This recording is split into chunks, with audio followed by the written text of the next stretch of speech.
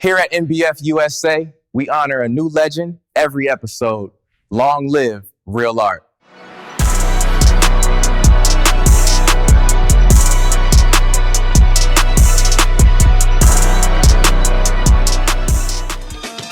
Right now, y'all doing that thing now. Take off up. Come on with it now.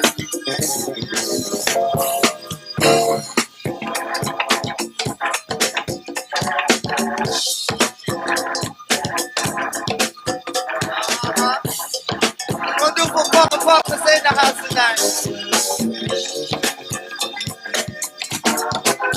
Well.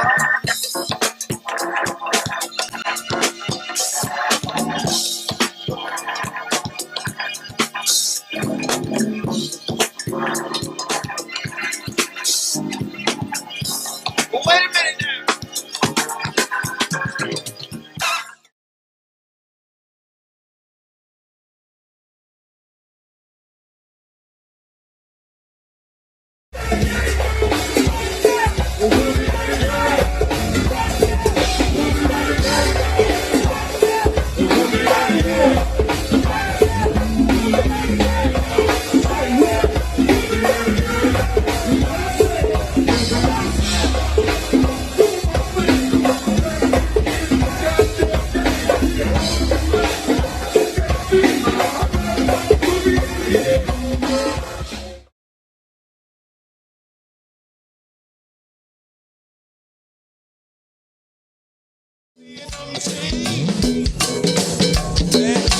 One more time, y'all. I said, hold it for Kalani now.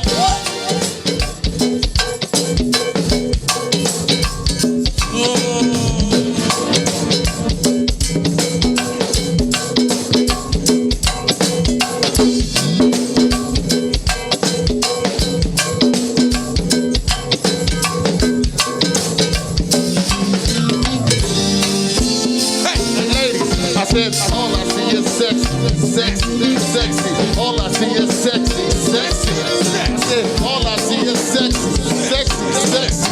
All I see is sexy, sexy, sexy. All I see is sexy, sexy, sexy. All I see is sexy, sexy, sexy. All I see is sexy, sexy, sexy. All my ladies in the house now listen. And if you're sexy and you know it, sexy and you show it, let me see you put your hands in the air. If you're sexy and you know it, sexy and you show it, put your hands like you just don't care. If you're sexy and you know it, sexy and you show it, let me see you put your hands in the air. If you're sexy and you know it, sexy and you show it, wave your hands like you just don't care. Come on. Okay, we're back once again with the Boo Jones Show. And we have a very, very special guest today. A guy that I can also say he's been intertwined on my own journey. He's in the fraternity. You know, we do go-go here in the DMV. And that's a genre of music. It's our own. And this guy right here, he also shares the passion and the art skill of what we call the lead mic. And we'll get into what the lead mic is and all that. But it's my honor and my privilege and pleasure to introduce you guys to my fellow lead talker, Syeed. What's up, boo? How you doing, bro? I appreciate this. Man, it's an honor, man. You know, like, it's always a privilege, man, to give flowers to someone who deserves it and has been humble on the journey. And I watch and I know that fits your character. Appreciate So, man, it. I appreciate it.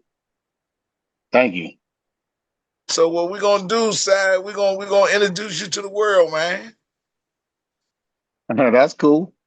So I think I'm ready for that. I know you ready. Hey, look, one thing about this lead mics though, man, they get into their bag when they get on that mic, man. So you know, it's a rare art. So we're gonna start off, man. We want to start from the beginning, Si. We get into the go-go aspect of it later on. But man, we wanna meet the person, the man, we're gonna start out with the little boy, Syeed, and then we wanna come up. I just wanna ask one question before we get started. Go ahead. Your name. Tell the world It's your whole Arabic. name.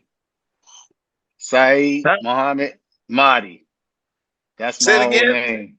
Syeed Muhammad Mahdi. That's my whole name. Known as Psy, Big Psy, Yeah. Big Worm, East Side Puerto Rican, everything, you know what I mean? But yes, I was born in a Muslim family, so my name is Arabic, so I was born into it. So, we do what we do.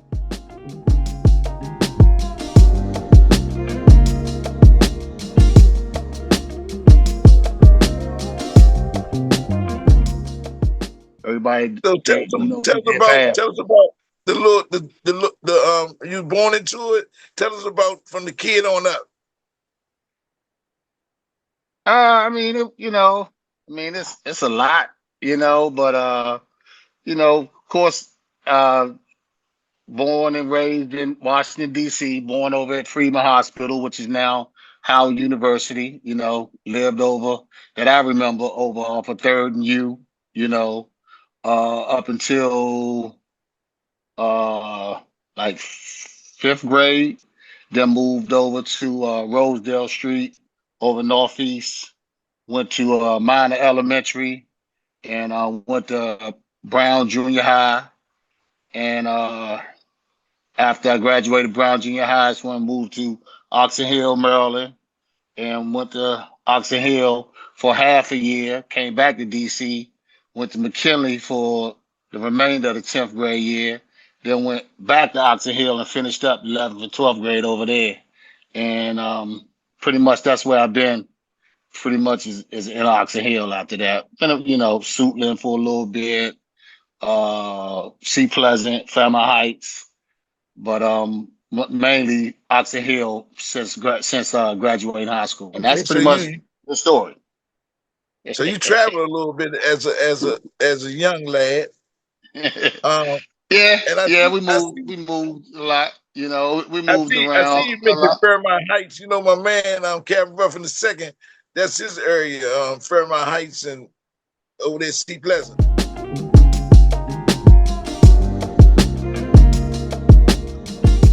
Yeah, that's where my grandparents lived at. You know what I mean? I'm a Wellman, so I'm a Wellman, so that's where Sugarfoot Ricky,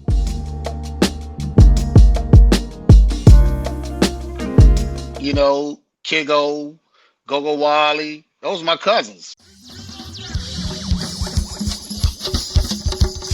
All right, let's get y'all proud. All right, good to see you, Go Don. All right, where's the rest of that y'all little screw at y'all? Where they at? Now what y'all say? Go, who y'all? Who y'all want? I don't say it like it ain't y'all. What y'all say? Y'all want who now? Go, who y'all? Say what now? Who y'all want? Go, Wally. Oh, break it on down through the ground, y'all.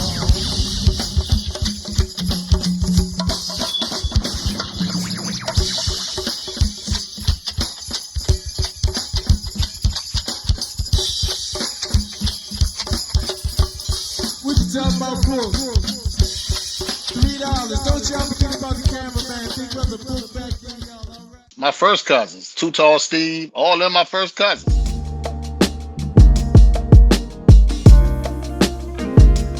And that's where my grandparents live, and we was all over there. So I wasn't thinking about no go-go about that time, but actually I don't even think I can say it might have been around, but I ain't know about it. But my cousins and uncles and them used to be in the garage at my grandma's house playing music all the time, you know. But mainly it was rock that I knew of that they was playing, you know. And some of the guys that's in the game today, I was a kid. I didn't know who they were, you know, until I got into this game. And I really didn't have a plan on getting into it.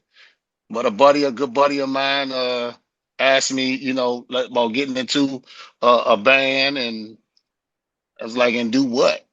You know, I don't play no instruments. You know what I mean? So, oh, we can talk. I'm like, yeah, talk about what? You know what I mean? So that's where that came from. But I mean, everything, like I said, it runs in the family. So I'm one of the Wellmans, you know, and you know they well known in the go-go community. So Yo, I'm Smacks from Checkmate Band at Checkmate Entertainment. I've been doing this in this game since 1984. Come from the band, the East Side band out of Eastern High School. Used to open up for RE over at Cherries, Panorama Room, all different places, the Friendly Annex. We also used to play with Prophecy and Black Nation back during that time. I've been around, I've been on Congos. You know, one of my main dudes is Mickey. Me and Mickey been rolling together since Norfolk State days when R used to come down there, and I had my band down there called DC Bad Boys. Then I went to another band called 7 East. Now I'm back here with my own band called Checkmate Entertainment. We play at the Infused Club, Tacoma Station, Meeting Place. We're gonna be at the Firehouse coming up June 29th with Steel Band. Come and check us out. It's all love, you know. Come and represent. I mean, we're gonna keep this go-go thing going on. We ain't gonna let Chuck Brown down. So, you know, dig what we doing out here. We keeping it real. My brother Sider's over in the corner, always keep me on posted up with what's going on. I didn't even know I was gonna do an interview today, but he came and got me like, yo, you gotta do this. You know what I'm saying? This my brother. This my brother. You know what I'm saying? Smacks, Joe. Checkmate. Y'all gotta check them out, man. They nice. They nice. Yeah, I got much love for all my Congo players, CPU, Mick, Bo Beatty. You know how we do it, Mighty Mo. You know what I'm saying? These dudes that always keep it real with me. Hot Sauce. You know, I love all of them, so I ain't in no competition. But I'm going to do what I do when I get them Congos, and our band definitely going to represent. We love DC to the fullest, or DMV, what they say now. I'm DC, Northeast Trinidad for life. You dig? So it's all good, baby. yeah, I appreciate it. It was in your DNA, huh? I guess you could say it. I guess you could say that. You know what I mean? So.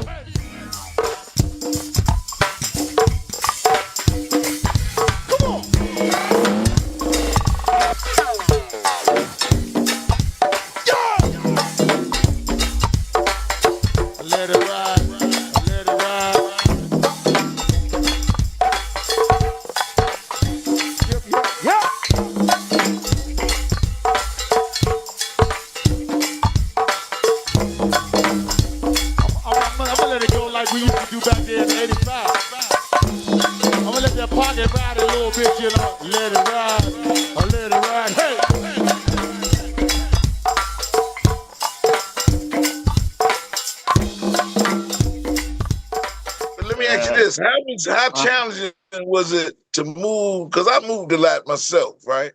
But I moved in just the areas of Alexandria. My mother moved all over this place out there, right? But how was it challenging moving from different areas to different areas as a young dude? Tell us a little bit about that.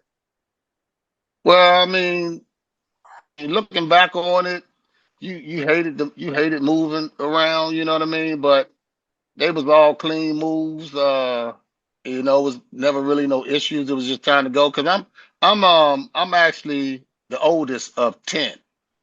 You know what I mean? So as the family grew, we had to move on to bigger, better places. You know what I mean? So, like I said, I'm the oldest of 10.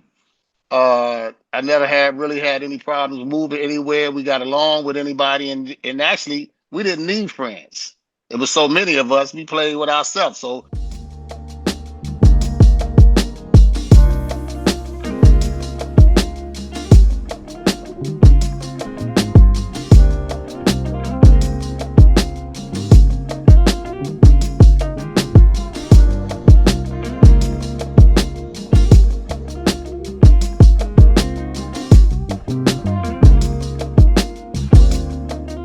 I mean, I know a whole lot of people, you know. That's the good thing about moving is you meet a lot of people, you know, and I've met good people all my life. So 2-family household, you came out of that? Oh, Yeah, in the beginning, in the beginning, it was my mom and my pops, and until I graduated junior high, then it was all my mom, pretty much. You know, I had a stepfather, but you know, I had a stepfather. We're gonna leave it at that. You yeah. know, You know about that. yeah. And man, what type of did you play any sports coming up? Yeah, I played when I was over Northeast, I played for the Galley Cobb Jets. We used to practice up at Elliott Junior High School. And when I moved to Oxon Hill, I played for the boys club, Oxon Hill Boys and Girls Club. I played basketball over there. And that was pretty much it, other than playing throw up tackle and football, you know, in the streets and on the fields and everything. But that's it. Those are the only organized sports that I did is basketball in Oxon Hill, football over in Northeast. Yeah. So how was your social life coming up? Yeah, you know, your social life with the bras, the girls. You know, how was that coming up? Hold on, let me put my glasses on for that. Let me put my glasses on for that. It was cool, man. You know, come on, boo. You light skinned. You know how it was. It was $35,000. Right? $35,000 cash money. No, I give $35,000 plus one, right? The one I gave. No, you gave me six, though, right? It was one. I had one. It was six, and a 35,000 plus one plus six leaves seven. $35,000 and seven, right? Motherfucker, can you buy that?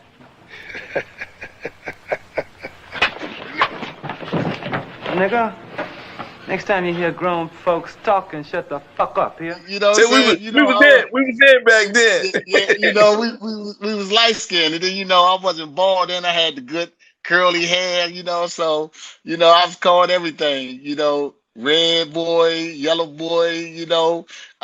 But I never had. I really never had any problems, man. I mean, like I said, I can honestly say that I had a pretty good childhood. You know, even through my teenage years, even through when we went through the time for that city under siege, you know, the drugs swept into the area, you know. So I mean, really blessed to be here today.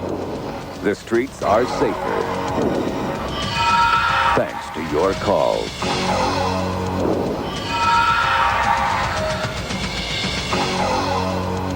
City Under Siege, the show drug dealers don't want you to watch. To be honest with you, you know, but I had no problems, you know, my childhood coming up, far as meeting friends and meeting females, and you know, I mean, like I said again, we was light skinned, and So look, we was you light talking skinned about and living. Indian. Yeah, but since you brought that up, I'd be remiss not to ask you what was the challenges of being that light skinned guy and growing up in DC. Period. In the DC area, it was. I know for a fact it was challenging because it had stigma on it too, coming from the guy. Your $5 ass down before I make change. Kareem brought him to my attention. We got 300 people working for us at all times. I can't keep my eye on every single one of them. You was taking care of business instead. If I was what? Say it again. What'd you say? Nothing. That's what I thought you said. Because that's what I got right now, nothing. $1 million a week business. Reduce the fucking rebels. What, huh? Nino! Huh? It's your responsibility, huh? Nino!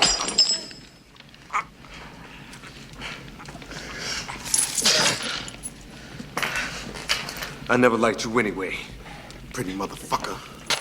You know, because I guess back then, you know, you was, I wouldn't say hated on, you know, they was envious, you know, pretty much because the little honeys, you know, you used to like the light skinned kid. And like I said, I had the curly hair, you know, the slick wavy hair. So, you know, they didn't like that, you know what I mean? But it was all good. It never caused any problems, you know, other than joning on each other, you know what I mean, and making fun of each other. But I really never had any problems, any issues of anybody trying to start any trouble over anything like that. But and I'm blessed to say that because I'd have been fighting every day of my life. Right. You had a better one than me. You had a better journey than me with that. 'Cause I had a fight. But listen, let's talk about, man, your early years, your early adolescent years. You get out of school, and man, and what kind of barriers and challenges did you have first when you barking on life on your own now?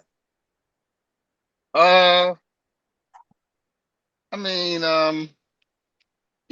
pretty much, in the city, you walk to school, with your friends, and that's one thing I loved about the city is that you really didn't need to have access to a car. You had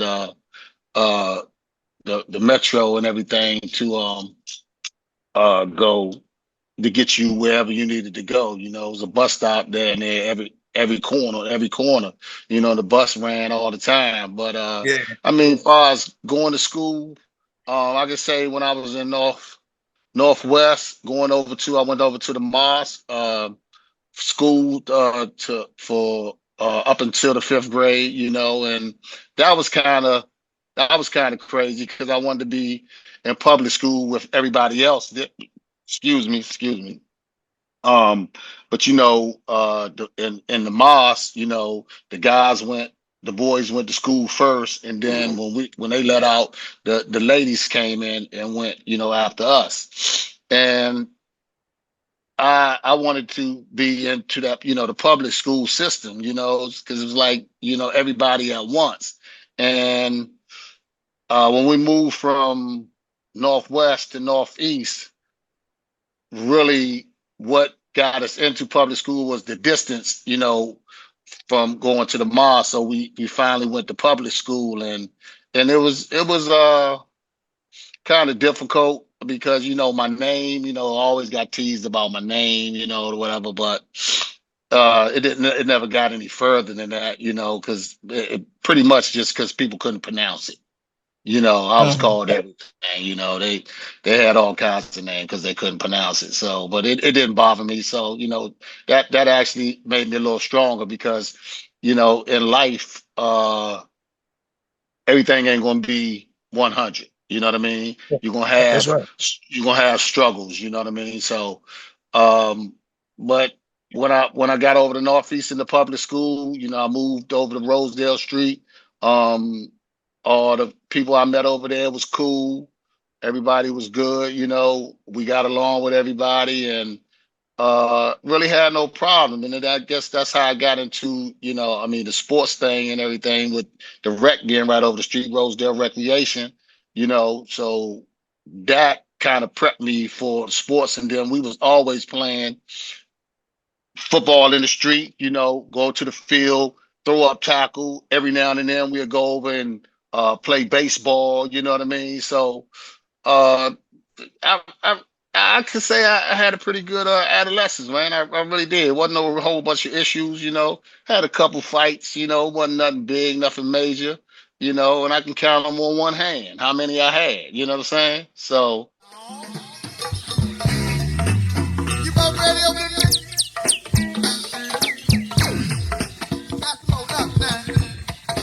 Talk to him, nigga. Now we gonna wait on it all until y'all get in that groove, all right? Y'all let us know when y'all get in that funky stuff, all right? that's a different story, once I got out of high school though. as a lead mic, we got to draw the band back in. I got a little bit ahead of myself. You kind of drove me back into where I really wanted to talk about. Okay. Now we can ask you, man, how did you get into music? Where did music play a part, and what around what time was it? How old were you, and everything when music started becoming an interest to you?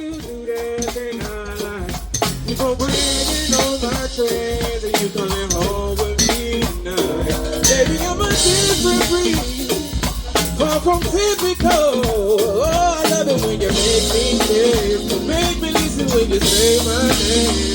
This ain't no temporary feeling. The way you got me going, I'm loving what I'm hearing. You ain't got no rush there, baby, take your time. What's the rush? We can bring up every I won't touch. I'ma get it in, baby, I can beat it up. I'ma come and give you what you want. She said, take your time. What's the rush? Ooh. I said, baby, I'ma go. Take your time. What's the rush? I said, baby, I'ma go. Pop it on up, come on.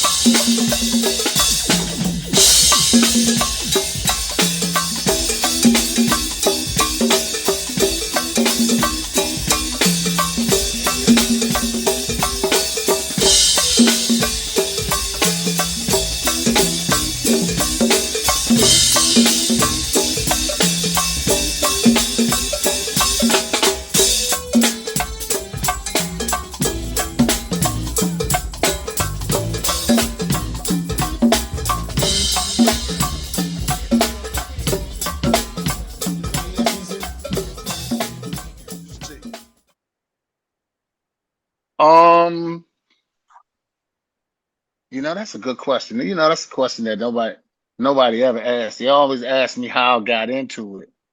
But music coming up, when I would go to my grandmother's house, which we was there almost every weekend. Like I said, my cousins and them used to be in the garage and always playing the instruments. Soon as you walk in my grandmother's house, it was a drum set on the porch on both sides. One for my cousin Bootleg and one for my cousin my uncle Ghost.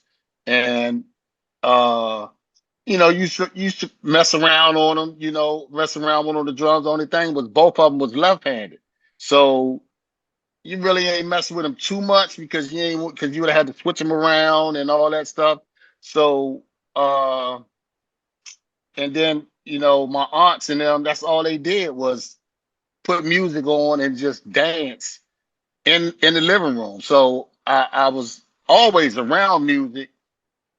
I never thought about performing or being in a band or nothing. That was the farthest thing from my mind is joining a band or being in a band or starting a band. It was, and just a buddy of mine, named DJ, he said one day, when I was in Oxon Hill, we was in Oxon Hill, and I guess it was around 80, 81 maybe, maybe 82. And he said, let's start a band. And like I said before, I was like, and do what? You know, pretty much, I don't play no instrument or nothing. He's like, well, we can both talk. I was like, all right, give it a shot. And let me backtrack a little bit. I was in high school, so I was going to all the go-go's, you know, and I was introduced to the go-go's when I was living in Northeast. But the bands coming to the Rex, you know, they used to come to Rosedale. Around what year was that? That had to be between 78, 79, because I came to Oxon Hill 79, 80, you know, so it had to be 78, 79. And the first band that I ever saw live was, and it wasn't a go-go band, it was my cousin Too Tall Steve's band called he had a group called Fate's Destiny. And they was you know, cover band, and What was your first go-go band? I want to get to that. What was your my first go-go band was that I saw was Schoolboys. Schoolboys from around Northeast. That was the first go-go group that I know of, which and I thought they was cool and everything, but the first name go-go group that we know of that I saw was Rare Essence. And I just fell in love with Rare Essence. That that was just the smoothest thing I could think. I was like, good God Almighty. All right, then we're going to tell you about the one-on-one then. All right, is that all right? Is that all right with y'all? All right, then it's all right with us as long as it's all right with y'all now. All right, let's go. Get it. Say what kind of time? You ready, Jungle Boogie? Y'all ready for Jungle Boogie down there? Huh? You ready for Jungle Boogie one? Is that Wani down there, baby? Oh, that's Angie. Right on, baby. Good to see you, darling. All right, hey, look here. We're going to let Jungle Boogie do his thing now on the other end now.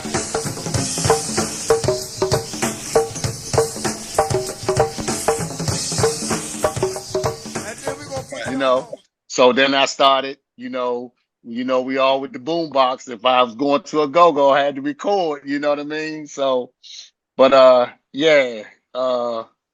was introduced to we're gonna dive in there, Syeed. We get ready to get to the meat now. So you get with this guy, and then man, let's start your go-go career. How things progress, how did things, unravel, and you take us from when you started with go-go and where you at right now.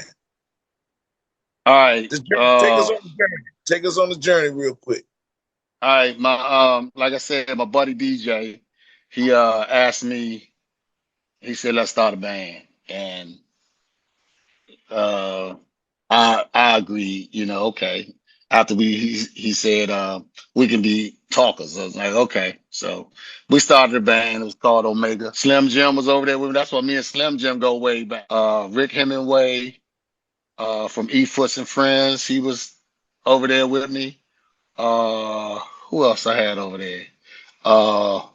Mike Lee, which is Mike Muhammad now, was over there with me on the bass. My man Hollywood was over there on the congos with me. And it was cool, we was making some noise, a little bit of noise, and then I heard everybody was talking about this band, Prophecy.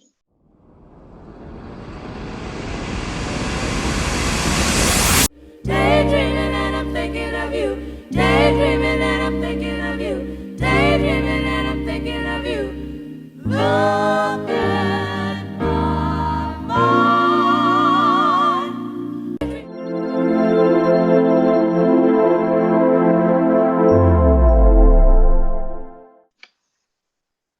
Which went to Oxon Hill also. And remember, I'm new to Oxon Hill. I came over there 79, 80. I went half a year, 10th grade, went back to DC. I came back 11th in the 11th grade and finished up out there. And everybody used to be talking about this group, from Indian Queen called Prophecy. And finally, I got to see them one day out up in Indian Queen. They used to play in this little cul-de-sac, called Pointers Court. They used to call it Pointers Court. The Pointers lived out there. William Pointer and his family, they lived out there. And first time I heard them, and they ain't had a whole bunch of equipment. They had two mid-range and with the mids and horns on them, sitting on school desks. But man, when I say they was together, they had a plan. It was scripted. Everything that they did, I fell in love with them. These guys tight. They know what they doing or whatever. So, I kind of was mad because they was, in all honesty, they was more put together than we was. We was good, but we didn't have the plan. We didn't have the outline, the blueprint. And trust me, I mean, if I knew what I knew today, I'd have stuck with what I was doing, but I didn't know. I was new into this, into it, period. And so eventually, my band broke up, and I knew Kevin Jackson, that ran Prophecy. I knew a couple of the guys in the band, and I walked up the hill to Indian Queen to the practice one day and was talking to him, and just while he was practicing, and he actually taught me how to mix on the big PV board with the uh, big old doorknob knobs on them, you know what I mean? So I actually became a roadie for Props. I was a roadie for a little minute, and then they they didn't have a percussionist, and they asked me, did I want to play, could I play the rototoms and timbales? And of course I couldn't, but I lied. I said, yeah, I could. And I knew I had rhythm. It wouldn't be hard. So, and then at my house in my basement, Slim Jim kept his rototoms over there. So I practiced on those every day. And so I became the percussionist for Prophecy for a little bit. And then they decided that they wasn't going to go with percussionists anymore and let me go. Oh, I was hurt.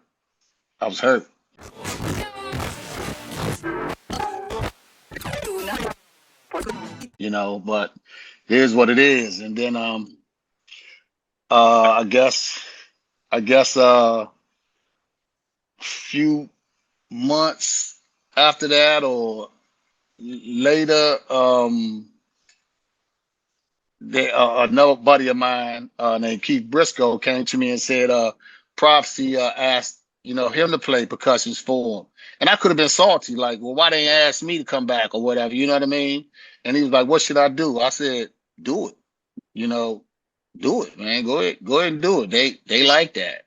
And he went on, got up in there, and I had like my buddy Ralph Hockaday, we call him Doc, he was in the band. He's like, man, come on, man, you come back to the band. I was like, and do what? So I swallowed my pride and I went back as a roadie. Loading equipment, setting up and everything and whatever. And luckily for me, the lead talker that was there, Lorenzo White, they called him Lotto, was going into the military. And Kevin remembered that I know of, I guess, that I talked for the band I had.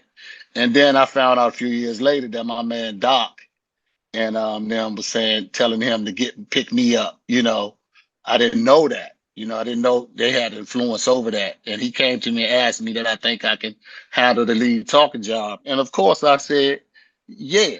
But boo, I wasn't ready, bro.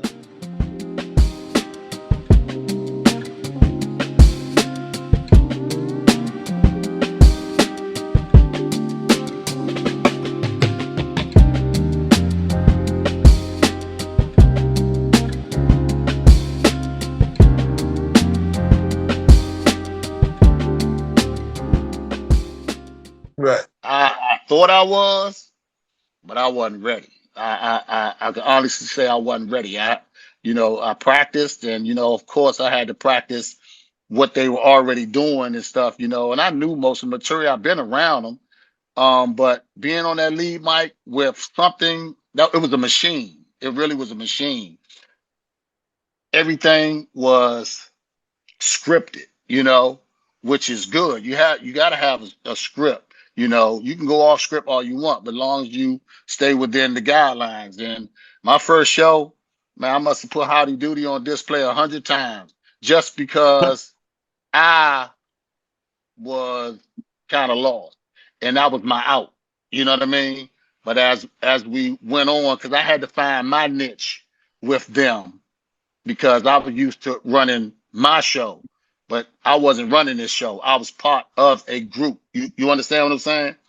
And and it it took about a good 6 months to a year for the band start developing it into behind So me, when I around gotta me. ask you this, Uh-huh. Si. What Uh-huh. year was that when you took over the mic? What year was around when you took over the mic? Boo, I'm not sure. I think it's 80, 83 maybe. Hey, out there, are y'all ready to go out there?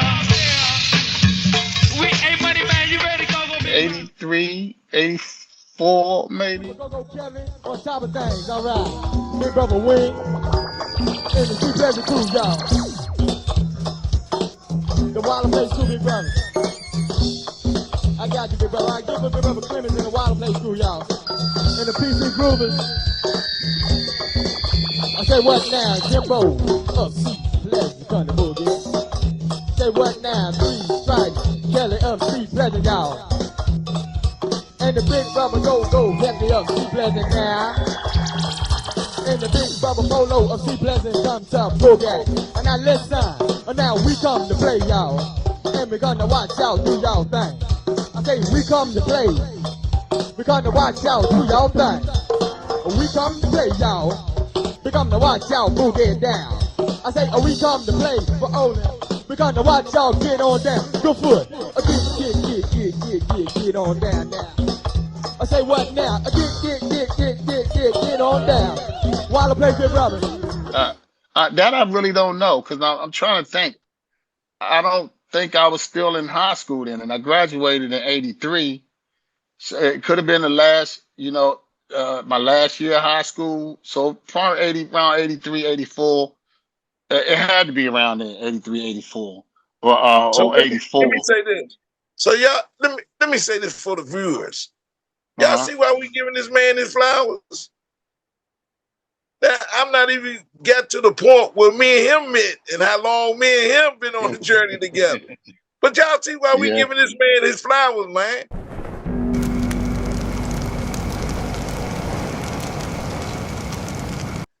Why haven't anybody, man, look, let's go backside, man, because look, that's a whole nother show. Yeah, it's a whole Look, lot, man, man. It's a lot. It's a lot. you said this we doing this right now in 2025. The man said he was in the early 80s.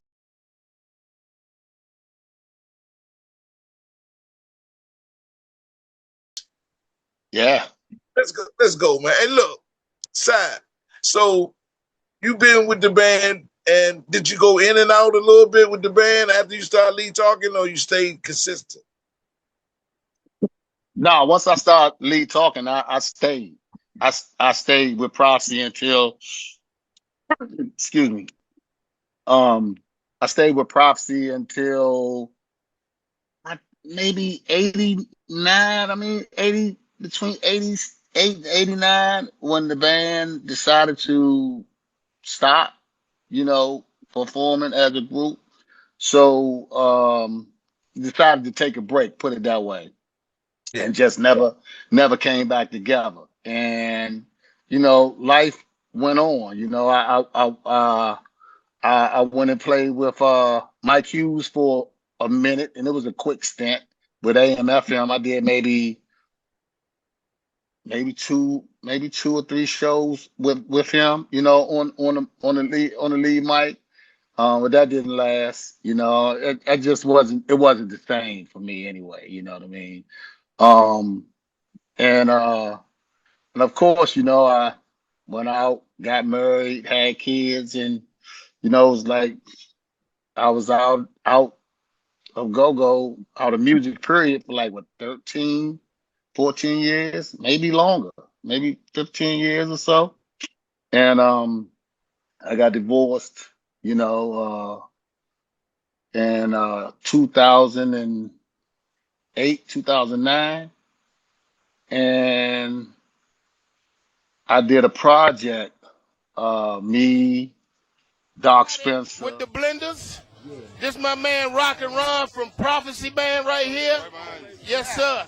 This my man Side from Prophecy Band. Lead talker here. And we got my man Mixmaster back here where we all practice at his studio in Fort Washington. Andre James, Toddy.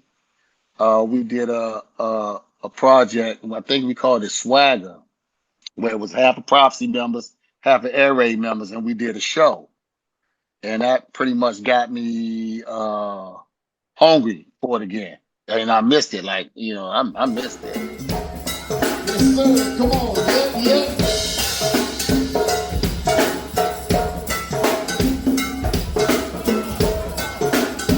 I said, let's take them on back. Take them on back. Listen.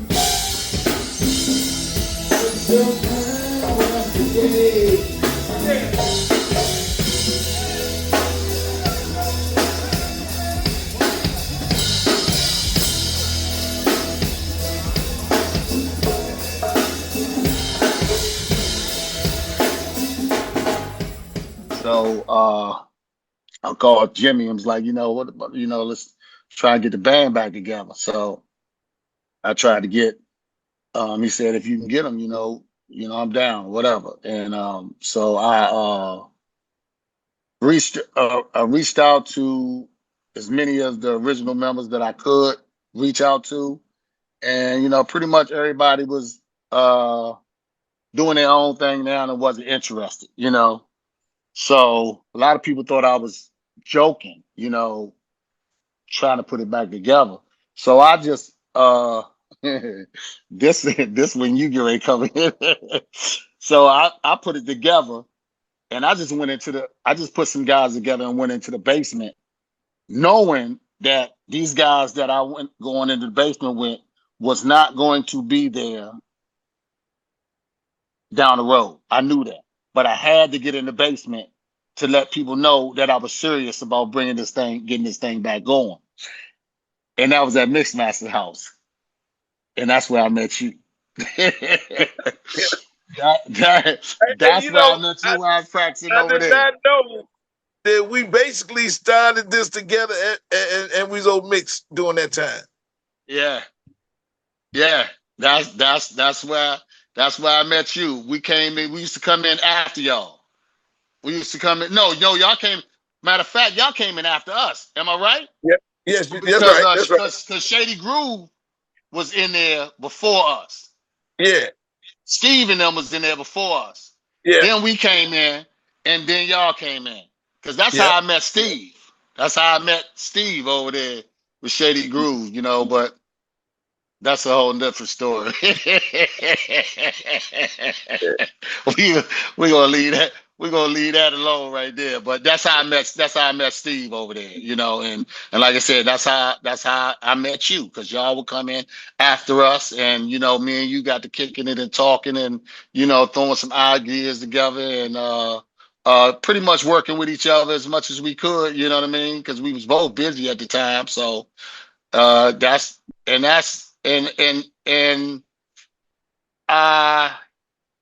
want to stop you right there, because that's a segue into what I was going to talk to you about too. I was making sure I was going to ask you about this. Okay. Man, the difficulties and the trials of managing a band, promoting, and also being the lead talker of said band. Those things, man, we need to let the people know it's a difference than just being a band member and being, you know, the owner, the promoter, the CEO, or whatever titles they want to call it. But you basically got the whole world on your back when you're doing those offices and still trying to be a performer. Give me a minute. Can't you see I'm talking? No. I need to talk to you right now about my royalties and how you keep your books. My office hours are from 9 to 5. Fuck your office hours. I need to talk to you right now, motherfucker.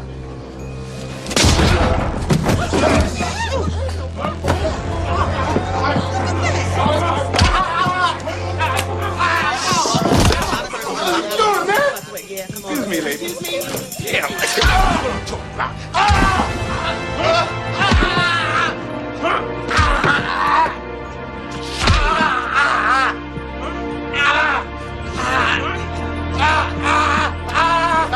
Open up the gun. No, not yet. No.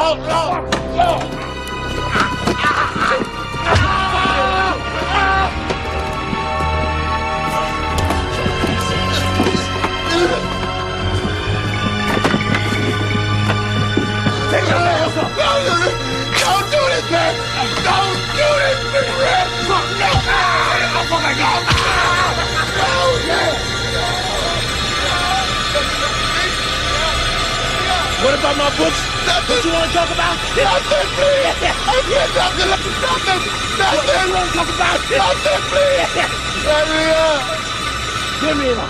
Come on, boy. Bring him in. Let me up. Let me up. Now, if you have any other problems with your royalties and my books, my office hours are from... My office hours are from... We want to Pretty talk much. about that. Pretty much. I mean, it ain't easy. You know, it's definitely, it definitely ain't easy. And you know, everybody swear they got the answer and they know what the answer is. That's cool. I don't have all the answers. I don't have all the answers. I still learning something new to this day. And actually running the band, keeping the band together, keeping the continuity, you know, of what's going on, you know, out there in the world, in the go-go world, is a whole different animal. It really is. You know, and a lot of people don't realize what you go through to get, you know, to get gigs and you know, to keep your project together and try to get members that ain't playing with 2, 3, 4 different bands. Now, don't get me wrong, you know, I ain't gonna stop nobody from making no money, but it hinders you, you know, far as management wise, when it's time for you to book shows that you gotta see if a couple of your members in the band don't have shows with anybody else on that said date. You know what I mean? So it's a lot to it that they don't understand. And some people get it, but if you're not behind the if you're not behind it, you know, as far as managing and booking the show, because booking shows just for a manager by itself that's not part of the band is a different beast. You know what I mean? Because he got to go against different managers trying to book their bands to somewhere and price wise and, you know, what you bring to the table. So I'm not going to sit up there and tell you that I'm bringing 100 and 250 people to the show, because I'm not. You know, I'm just doing what I do, man, because I love to do. I love it. I love the music, you know, and until as long as I'm still having fun with it, you know, I'm going to keep doing it. I'm gonna say it again. Do y'all feel all right, ladies? Where my ladies at, y'all? Come on. Yeah. Do y'all feel all right? Huh?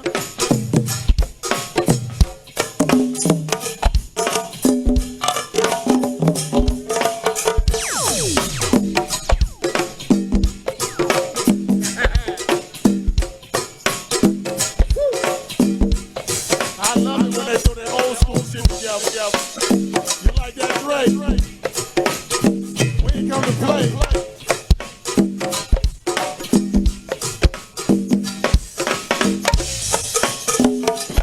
They said Tina got a birthday tonight, y'all. Where's Tina at? I know my main man Doc got a birthday, and my main man DJ Black got a birthday. We gonna make sure we gonna get all the birthdays tonight, y'all. Before we leave here tonight, y'all, stop with my main man Doc. I said Doc got a birthday. Yeah, he do. Happy birthday. I said Tina got a birthday. Yeah, she do. Happy birthday. I said DJ Black got a birthday. Yeah, he do. Come on. Happy birthday. I said Doc got a birthday.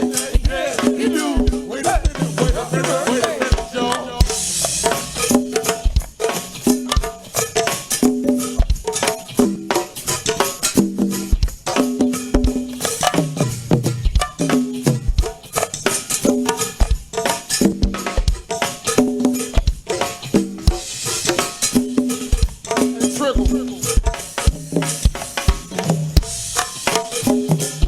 Leave it right there for me, Rob.